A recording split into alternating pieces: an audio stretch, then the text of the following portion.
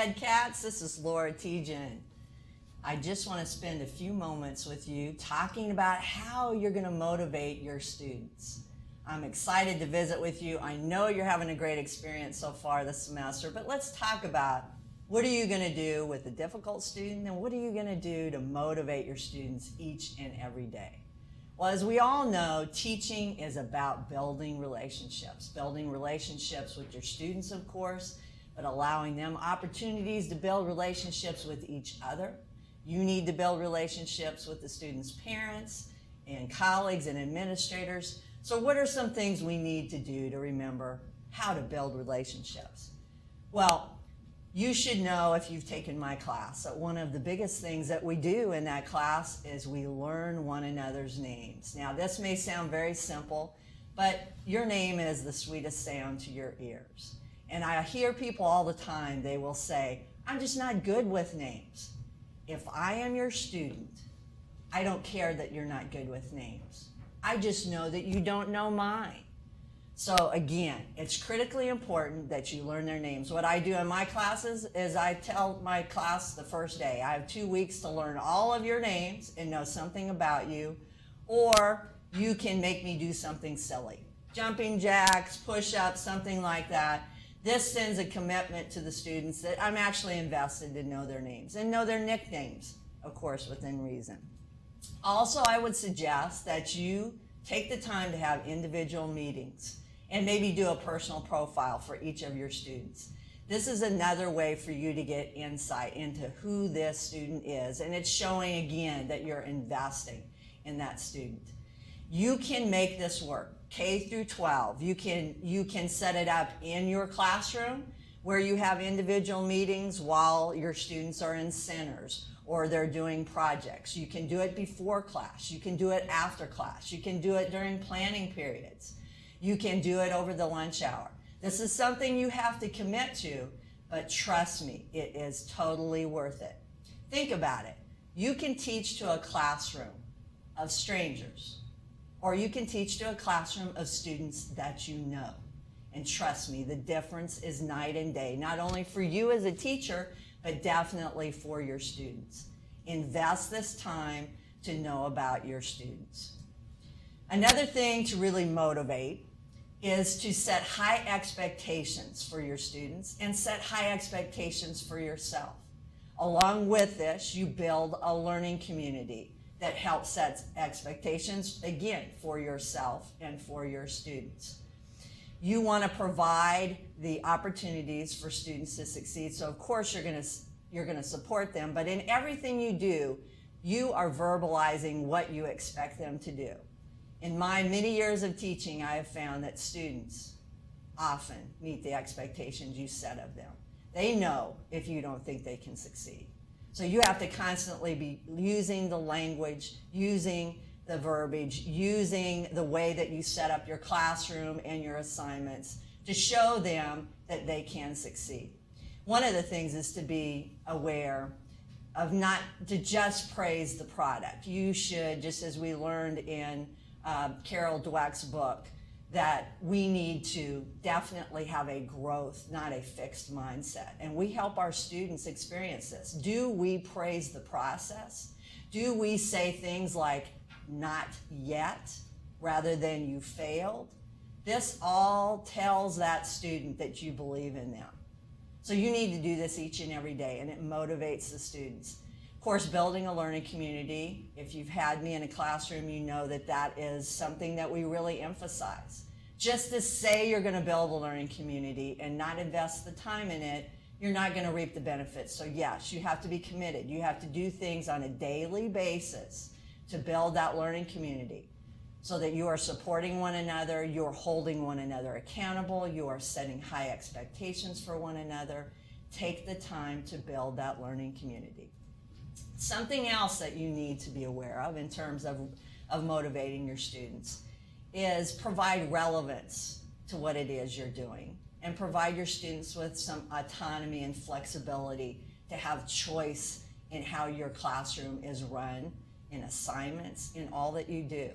Relevance, again, if you know the student's name, you've taken the time to invest and had individual meetings with them, you know something about them. You can relate the material, relate your class to them individually. I'll give you an example. I had a student, his name was John, and John was not very interested in anything that we were doing in class. I tried everything possible to really get him engaged.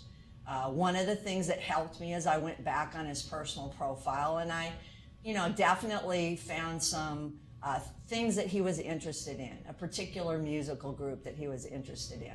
So I took the time to get online. I researched everything possible about this group, their lead singer, all of their songs, everything I possibly could. And the next class period, I found a way to weave this material into the course content, as well as having an individual side meeting with him, conversation with him during class. It was amazing. John was night and day. From that point on to the rest of the semester, he thought I was kind of a cool teacher. He bought into everything that we did, and just something that simple and that minute can make all the difference to a student, because they know that you're invested. They know that you're interested in who they are. Autonomy, I would really strongly suggest that you're in a situation where you provide many different ways for students to meet the objectives in your class. Provide them with options on how to do assignments. Provide them with options in how you're setting up your classroom and how you want it run. Once they buy in that it is their classroom, not just your classroom, it's their classroom, our learning community, then they are much more motivated to hold one another accountable. They're more motivated to get their work done. And what they achieve together is really quite remarkable. I want to back up just a little bit in terms, again, investing in your students. You right now, you're doing a dynamite job. I know you're out there, you've got engaging lessons, engaging pedagogy, you're working with those students hard, and you think you know your students in a classroom setting. I'm telling you, you don't. You do not know them until you take the time to meet with them individually.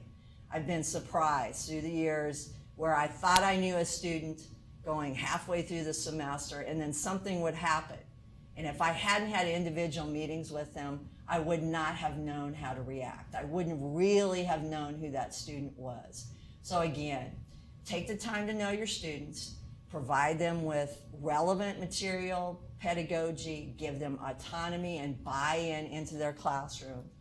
And then, as we talk a lot about in our classroom, we teach who we are. It doesn't matter what grade you teach. It doesn't matter what content you teach. You are daily teaching who you are. Do you know who you are as a teacher? Are you genuine and authentic in what you're sharing with your students? Again, sharing appropriately, but you need to show yourself in the classroom. They want to know who you are. They want to know who you are in terms of as a teacher, as someone who is their mentor, who is guiding them. So find ways that you can share about your life. Now, you don't want to be the teacher that shares too much, okay? You don't want to be the teacher that talks about their kids all the time, or talks about their spouse or boyfriend, girl. You don't want to be that teacher, but you want to share a part of who you are. It's okay if you say, you know what, I'm a little tired today. Or it's okay if you share, I'm a little bit under the weather. I know for me, I used to teach and also coach. And by the middle of the semester every year, I would have lost my voice. It's amazing how students will respond to the fact if you come and you say, and I would say in a whisper, I really don't have my voice today, so I need your help. Will you all listen really carefully? And they would be fantastic. Even the rowdiest class would respond because you were sharing a little bit of yourself, a little bit of your situation. On the flip side of that, you set the tone for your classroom. If your classroom, when you look out into those lovely eyes of those students, and they are glazed over, you need to look back at yourself because there's something that you're not doing to motivate those students. Is your lesson engaging? Are you making it relevant? What could you do better to get them engaged? Don't blame it on the student. It's easy to do that, but you have to look back at yourself. So when we teach who we are, we talk about motivating our students. Who motivates you? How are you motivated each and every day? You have to find out what that is for yourself, because each of us are different. For me, I constantly think about, am I who my students need today to become their best? And it's great when you look at the faces of your students and you think about the impact that you're going to have on them. As we're talking about building relationships and motivation, think back to the class periods where you talked about the teachers that were influential to you. What do you remember about them? Do you remember what they taught you, or do you remember who they are? Do you remember the relationships that you developed? So you have to think about, what am I doing today to forge those relationships, to be a memorable teacher, to be someone that years from now, they will speak our name when they talk about it, a great teacher. So do what you need to do to motivate yourself. Be energetic. I know many of you are watching video of yourself on a regular basis, I hope, because that will help you, because oftentimes we send messages we have no idea we're sending. Do you look enthusiastic? Do you look motivated? Is your body language sending the message that I can't wait to teach you today? I can't wait to go over this content. I can't wait to learn right along with you. I'm curious right along with you. Those are all things that are going to motivate your students. Those are all things that are going to make you a memorable and impactful teacher. The last thing I want you to consider is you're going to have those students that no matter what you do, it's going to be tough to reach them. And you have to make a commitment to love the unlovable. Often those are the students that need you the most. Those are the students that you're going to have the greatest impact on. And I think you have to look at your students like a parent. A parent doesn't always like what a child does, but you love them through it. You love them unconditionally. And I want you to think about teaching unconditionally.